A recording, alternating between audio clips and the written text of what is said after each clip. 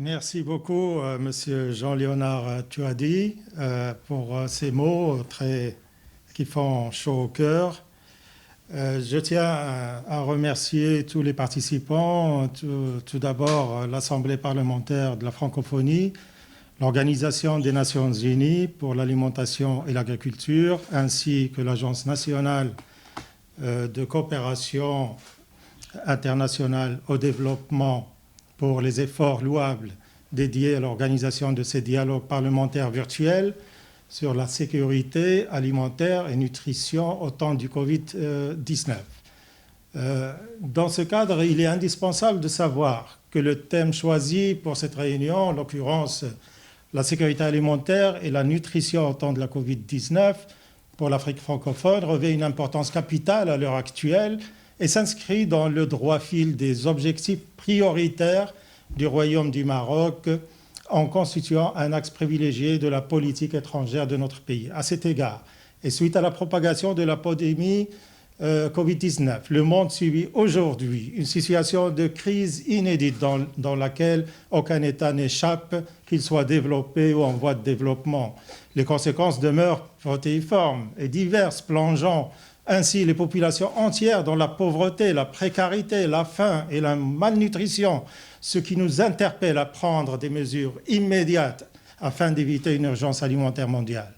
Mesdames et messieurs, dans cette conjoncture économique difficile, marquée par la diminution de la production mondiale et le ralentissement des volumes de commerce international en termes d'échanges, ralentissement de l'activité économique, a vu le jour engendrant l'effondrement des économies les plus vulnérables, tout en mettant en cause les fondements de la résilience. Cette situation alarmante nécessite en effet la mise en exergue d'une solidarité accrue et d'une assistance internationale augmentée et soutenue afin de lutter contre cette crise sanitaire. À cet effet, l'action parlementaire revêt une importance indéniable et cruciale en vue d'assurer la sécurité alimentaire, non seulement dans la définition des éléments constitutifs de la crise, des choix, des orientations stratégiques, mais aussi dans l'adoption et la mise en œuvre des politiques actuelles de relance économique dans nos pays respectifs. À travers les moyens parlementaires mis à notre disposition, nous pouvons mener toutes les consultations nécessaires avec les acteurs économiques et sociaux et construire des partenariats publics-privés pour les financements publics et aussi stimuler l'indispensable coopération internationale. Par la même occasion, nous sommes aussi appelés à jouer un rôle prépondérant afin d'assurer la priorité de la sécurité alimentaire et la nutrition dans les agendas politiques et législatifs. Dans ce sens, je tiens à souligner que le Parlement marocain a appelé à plusieurs occasions, et particulièrement lors du séminaire international sur le thème « Les parlements et les défis de la sécurité alimentaire » organisé à Rabat au mois d'octobre 2019, l'importance de la coopération interparlementaire et de ses bénéfices pour la communauté internationale, que ce soit dans des configurations bilatérales, triangulaires ou multilatérales, et du rôle pionnier que jouent les parlementaires dans l'élaboration des politiques liées au développement durable, à la lutte contre la pauvreté, la faim et la malnutrition au regard de leurs fonctions législatives et du contrôle.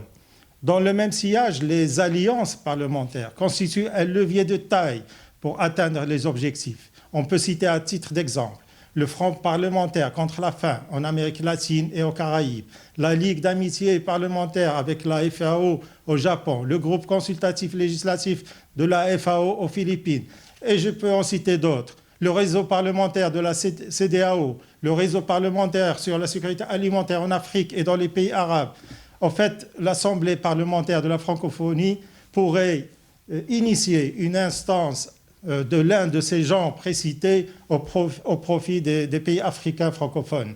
Or, nombreuses sont les mesures pouvant être prises pour assurer la sécurité alimentaire et garantir en conséquence le développement durable. On peut citer très brièvement quelques-unes. Préserver et multiplier l'aide humanitaire en temps de la crise sanitaire actuelle, garantir la production et la commercialisation et la distribution de denrées alimentaires essentielles au sein de l'Afrique francophone, assurer la protection des travailleurs du secteur agroalimentaire et maintenir ouverts les couloirs commerciaux nationaux et internationaux. Et il y a d'autres points qui sont très importants. Mesdames et messieurs, mes chers collègues, face à cette crise, le Maroc a fait figure d'exemplarité d'après de nombreux observateurs nationaux et internationaux pour sa gestion de la pandémie et pour certaines de ses actions et mesures déployées. Ainsi, grâce à la stratégie agricole mise en place, vous connaissez le plan vert du Maroc, le marché marocain a été régulièrement approvisionné, la disponibilité est assurée dans l'ensemble des villes, des royaumes, et l'action et l'activité agricole a démontré une grande résilience. D'autre part, le Maroc a su insuffler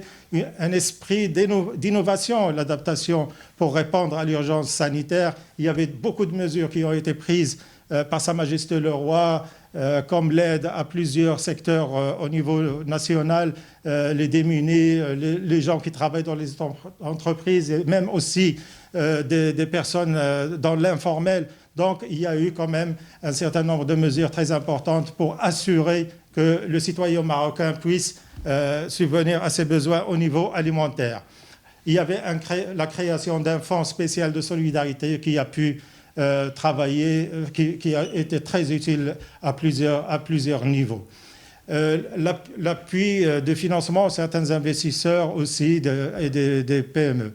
Donc, dans tout ce cadre-là, chers collègues, dans ces temps difficiles, le Maroc a eu le mérite d'adhérer également à l'effort global de la communauté internationale en s'engageant dans la voie du développement et de la relance économique qu'impose la conjoncture actuelle. L'expérience nationale en matière de sécurité alimentaire et de développement de l'agriculture en Afrique se révèle efficace en fonction des contextes pour créer des emplois et construire des infrastructures. Je pense que des délégations de décideurs, d'experts au cours des dernières années sont venus. Cette expérience a permis également d'apporter les solutions différentes pour catalyser le développement agricole dans le pays. Le FAO a joué un rôle très important avec 17 objectifs de développement durable des Nations Unies. Toutefois, aujourd'hui, nous avons le devoir, voire l'obligation en tant que parlementaires d'Afrique francophone, de multiplier nos actions législatives afin de plaider la cause de la sécurité alimentaire, d'œuvrer à la préparation, l'adoption d'un cadre normatif convenable pour atténuer le fléau induit par l'insécurité alimentaire, que ce soit par le biais d'une action individuelle ou collective. Nous devons lutter pour mener à bon port le projet de développement durable tant attendu au sein de notre espace francophone. Enfin, je voudrais dire que les parlementaires ont un rôle important à jouer dans la mise en œuvre du programme de développement durable à l'horizon 2030, ainsi que dans les initiatives régionales, à l'instar de la déclaration de Malabo pour l'éradication de la faim en Afrique. Le Conseil alimentaire mondial a déclaré en 1974, je cite, « Chaque homme, femme et enfant a le droit inaliénable d'avoir à manger et ne doit pas souffrir de malnutrition afin de se développer pleinement et de conserver ses facultés physiques et mentales. »